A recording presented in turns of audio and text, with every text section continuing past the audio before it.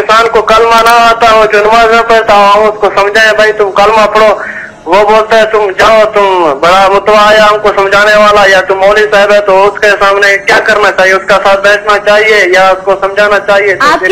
आप किसी मुसलमान की बात कर रहे हैं या आप गैर मुस्लिम की बात कर रहे हैं? नहीं, बिल्कुल मुसलमान है, बिल्कुल मुसलमान है, लेकिन उसको कलमा नहीं आता है, नमाज भी नहीं पढ़ता है, हम उसको समझाने की कोशिश करते हैं, रोजा नहीं रखता है, फिर क्या उसके साथ बैठना जायज है या उसके साथ घूमना फिरना जायज है या नहीं है? ठीक है, बहुत शुक्रिया आपकी कॉल का। जी अल्लामा साहब। देखिए, जहाँ तक मेरे भाई का सवाल है, उन्होंने कहा कि एक ऐसा शख्स है कि जो नमाज और रोजा जो है उसको तर्क करने वाला है, रमजान के मुबारक महीने में खाता पीता है, तो हमारा उनके साथ उठना बैठना कैसा है? सबसे पहले इस बात को जान लीजिए कि अल्लाह तबारक व तआला ने इस रोजे को फर्ज किया है। अल्लाह तबारक व तआला के इरशाद शाहरु रमज़ान अल्लज़ी उन्ज़िला फ़ीहिल क़ुरआन व हुदल लिन्नासि व बय्यिनातिन मिनल हुदा फमन शहिदा मिनकुम शहर फलयसुम। इस आयत करीमा में इरशाद हुआ कि जब तुम रमजान को पालो तो इसमें रोजा तुम पर फर्ज किया गया। अब एक ऐसा शख्स है, उसने रोजे को तर्क किया है, सबसे पहले तो ये देखा जाए कि उसका तर्क करना क्या जो है किसी मजबूरी के तहत है। अगर उज़र की वजह से वो रोजे नहीं रख रहा है और वो आपके साथ उठता बैठता है, तो आपके लिए बिल्कुल ही शरई तौर पर जायज नहीं होगा कि आप उसके साथ उठना बैठना तर्क कर दें, आप उसके साथ मेल जोल तर्क कर दें। लेकिन एक ऐसा शख्स है कि जिसके साथ कोई उज़र नहीं है, बीमारी नहीं है, और वैसे ही वो रोजे को तर्क करने वाला है, तो फुक़हा बाज जगह पर ये इरशाद फरमाते हैं कि इसलिए तुम जो है उनकी सोहबत और संगत को इख्तियार ना करो कि कहीं उनकी सोहबत का असर तुम्हारे ऊपर ना आ जाए। लेकिन आप उनकी इस्लाह की कोशिश बिल्कुल जो है वो जारी रखना जरूरी है। लेकिन यहाँ एक और भी बात है जो बड़ी इंपॉर्टेंट है। उन्होंने कहा कि कलमा भी नहीं पढ़ता वो शख्स, और ये तो हमारी पहचान है और इस पे तो हमें फख्र होना चाहिए। लेकिन वो शख्स, इसीलिए मैंने पूछा कि क्या आप किसी गैर मुस्लिम को चाहते हैं कि वो इस्लाम की तरफ आए? माशाल्लाह, अगर आपकी ये सोच है तो भी बहुत अच्छी सोच है। लेकिन एक मुसलमान है, वो भी अगर उसको कहते हैं कि तुम कलमा पढ़ो तो वो कहता है मुझे कलमा नहीं आता।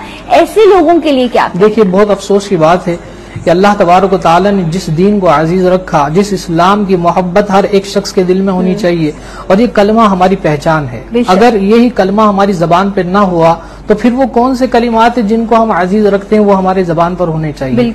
यही वो कलमा है कि जो हमारे लबों पर होना चाहिए, और इसकी मोहब्बत हमारे जाहिर और बातिन दोनों से नुमाया होनी चाहिए, जाहिर नजर आनी चाहिए। और अगर कोई शख्स इस्लाह की कोशिश करता है, देखिए यहाँ भी एक बहुत बड़ा तबका है, और लाइल्मी की वजह से बहुत सारे ऐसे लोग हैं कि जो ऐसे अवामिल के अंदर या ऐसी जगहों पर हिदायत की बात करते हैं कि वो वक्त मुनासिब नहीं होता। मिसाल के तौर पर एक शख्स है, दुनियादार है और वो दीन से बहुत ज्यादा जो है दूर है, आप उसकी इस्लाह के लिए कोशिश कर रहे हैं, तो उसका तरीका हमें हदीस मुबारका में मिलता है कि वो मौका और महल तुम इख्तियार करो। ऐसे मकाम पर आप उसकी इस्लाह ना करो कि जहां वो अपनी बेइज्जती तस्वुर करे।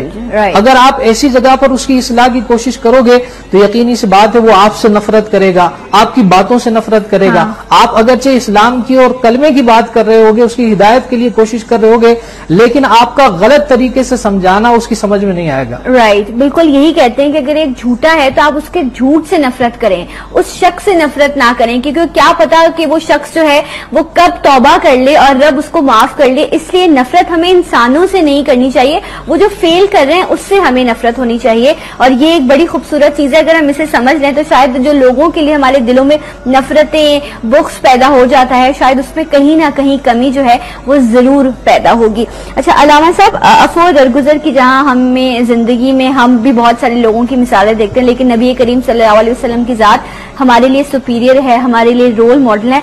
उनकी जिंदगी में भी बहुत सारे ऐसे वाकयात हैं जहां उन्होंने अफो दरगुजर का मुजाहिरा किया।